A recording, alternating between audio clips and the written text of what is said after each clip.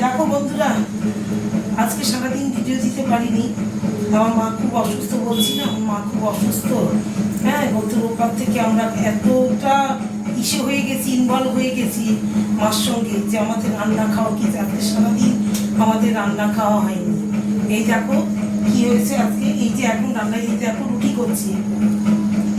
করছি, ভাত করেছি। এই দেখো ভাত, এই যে ভাত করেছি।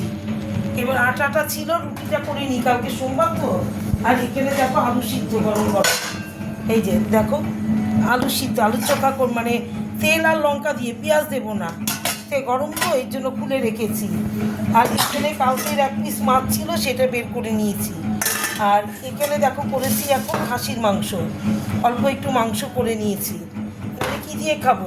হ্যাঁ, মাংসটা আনা ছিল, তাই একটু সামনে এনে দেখা, এই জন্য খাসির মাংস আলু দিয়ে একটু ঝোল করে নিয়েছি।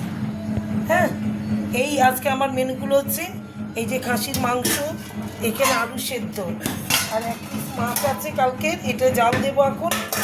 আর এই যে এখানে ভাত, আর এই যে রুটি করছি, এই যে রুটি, এই আমার আজকে মেনু। এখন রুটি করবো, তারাও দেখাচ্ছি রুটিটা। হ্যাঁ, কী করবো বলো, মাকে নিয়ে, মা এতটা অসুস্থ, সবাই পরপর আসছে, খাওয়া দাওয়াই হচ্ছে না আমাদের একবারে। না ঘুম, রাত্রি 3:30টার সময় আমরা ঘুমোতে যাই।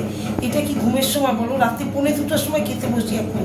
আগে যাও 1টা, 1:30টার মধ্যে বসতাম, এখন 1:45 হয়ে গেছে। মার সঙ্গে এতটাই মানে থাকতে হয় সবসময়, অল্টারনেট, একজন না একজন থাকতেই হবে, নাহলে যদি কিছু হয়ে যায় মুশকিল হয়ে যাবে তাহলে।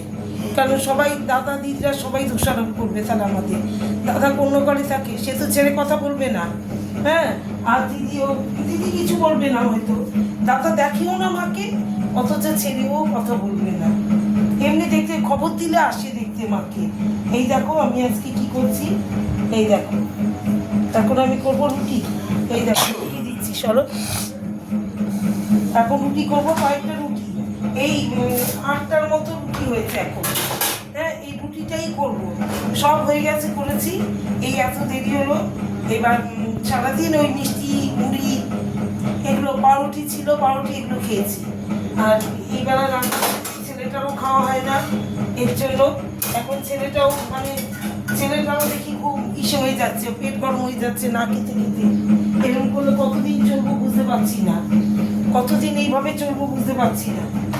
হ্যাঁ, আমরা না খাই, আমরা বড়, কিন্তু এত পরিশ্রম করতে হয়। হ্যাঁ, বাচ্চা মানুষও কত খেতেই হবে। তারপর সামনে পুজো এসছে, কিচ্ছু কেনাকাটা করতে পারছি না ওর জন্য, ছেলেটার জন্য একবারে না, কিচ্ছু কেনাকাটা করিনি। অন্যান্যবার আমার এই সময় আমার ছেলের জন্য, হ্যাঁ, মেয়েটাকে টাকা পাঠিয়ে দিয়েছি, ও তো পুনেতে থাকে।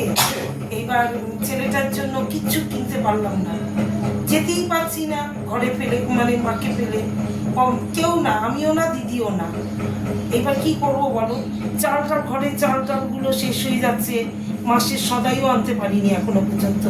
তেল চাল কি যে করবো কিছু বুঝে। তাহলে কি, শুভরাত্রি, সবাই ভালো থেকো, সুস্থ থেকো, টাটা।